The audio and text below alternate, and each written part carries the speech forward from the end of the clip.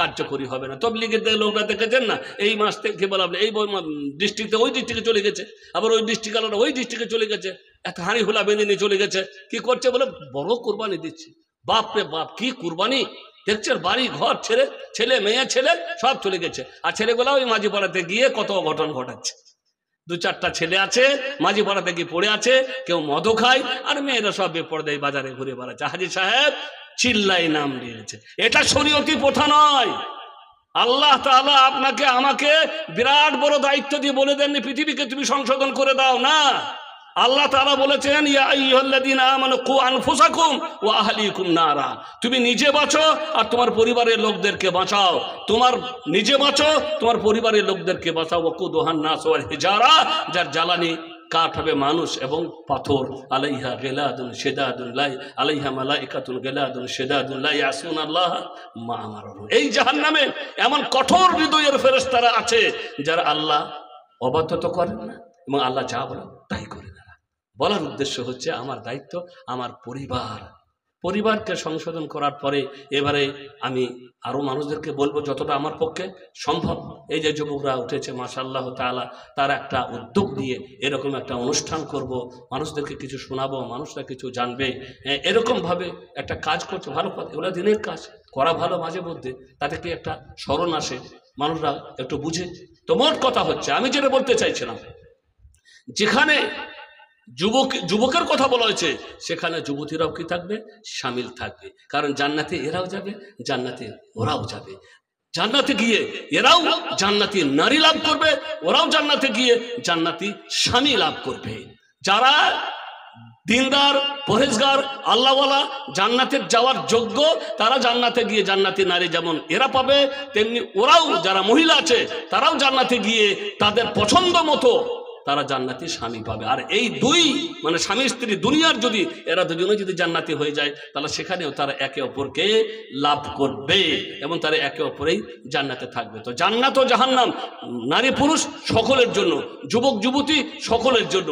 আল্লাহ বললেন, আল্লাহ রসুল বললেন যে কিয়ামতের দিনে যুবককে আরো স্বেচ্ছায় আশ্রয় দেওয়া হবে যে যুবক যৌবনকালে আল্লাহর ইবাদত করেছিল, এবং এখানে যুবতীরাও থাকবে।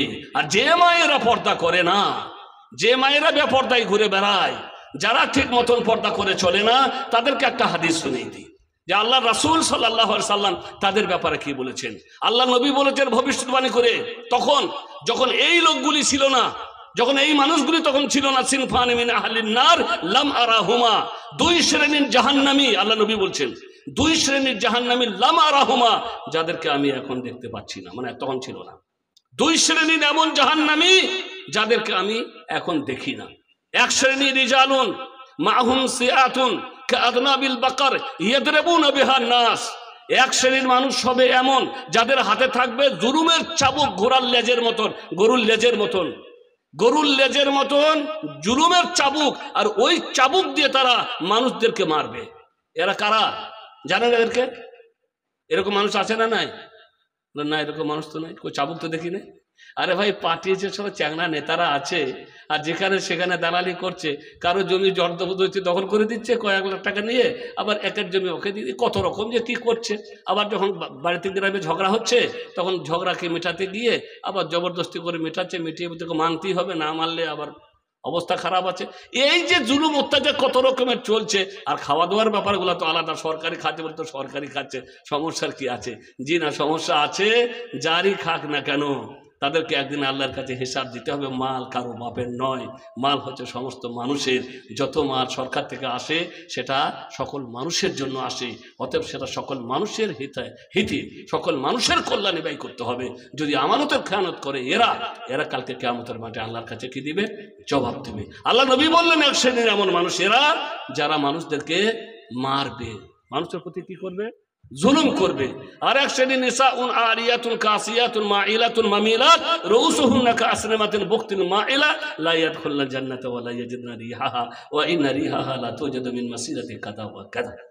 এমন মহিলা কাসিয়াত, কাপড় পরা থাকবে, আরিয়াত তবু উলঙ্গ থাকবে, কাপড় পরা উলঙ্গ। বুঝতে পারছেন কাপড় পরা উলঙ্গ কারা? এখন যারা দূরে দাঁড়ে সফর করেছেন, গ্রামগঞ্জের অনেক মানুষ হয়তো অনেক দূরে যাননি, আমরা তো বিভিন্ন জায়গাতে যাই, এরপরে যখন ঢুকি না কোনো মেয়েদেরকে দেখি অনেক হিন্দুই বেশিরভাগ হয় আর কি, এতটুকু পরে আছে প্যান্টের মতন আর কি, সামান্য এতটুকু গোটালে বার করে আছে, আর ব্লাউজটা মাত্র এই পর্যন্ত পরে আছে আর কি, মানে প্রায়টাই যেন তার খোলা আছে আর কি। মানে কত রকমের যে দৃশ্য যা বলার নেই আর কি।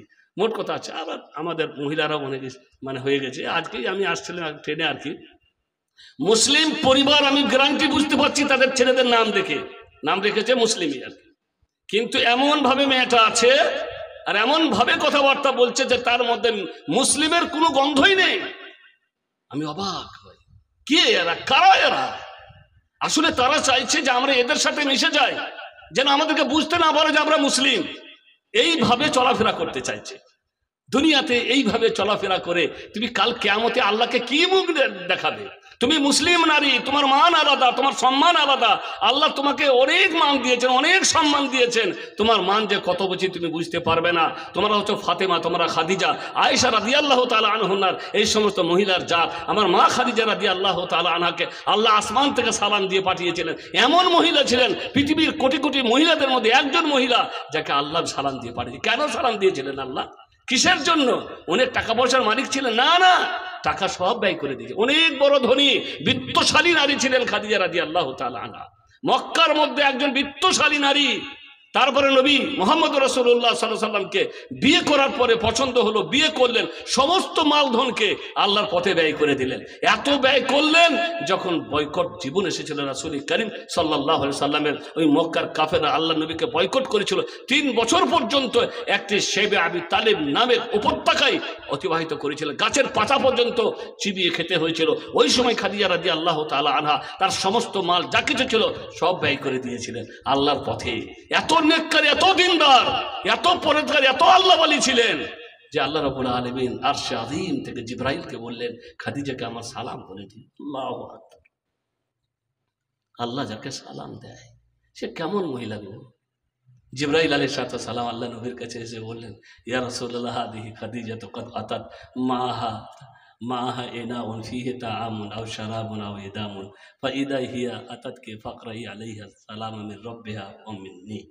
হে আল্লাহ রাসূল, আমি যখন আসছিলাম তখন দেখলাম খাদিজা আসছে, খাদিজা আসছে, মাহা ইনাউন, হাতে একটা প্লেট রয়েছে, ফিহি তাআমুন, তাতে কিছু খাবার আছে, আও ইদামুন, বা কিছু তরকারি আছে হয়তো, আও শারাবুন, বা কিছু পান করার মতো কিছু আছে। মানে জিবরাইল ফেরেশতা জানেন না যে প্লেটের মধ্যে কি আছে, হয়তো প্লেট ঢাকা, গায়েব জানতেন না ফেরেশতারা। এটাই বর্ণনা করার উদ্দেশ্য। তাই বলছেন মনে হয় খাবার ছিল, কিংবা তরকারি ছিল, কিংবা পান করার মতন কোনো জিনিস তার কাছে ছিল। আমি দেখলাম খাদিজা আসছে, হাতে একটা প্লেট আছে।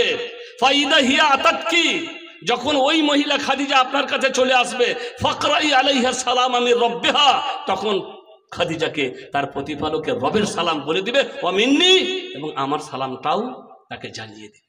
এই মহিলা কিসের জন্য, কার জন্য? শুধু দিনের জন্য। তারা পর্দা পশিদা বজায় রেখে চলেছেন।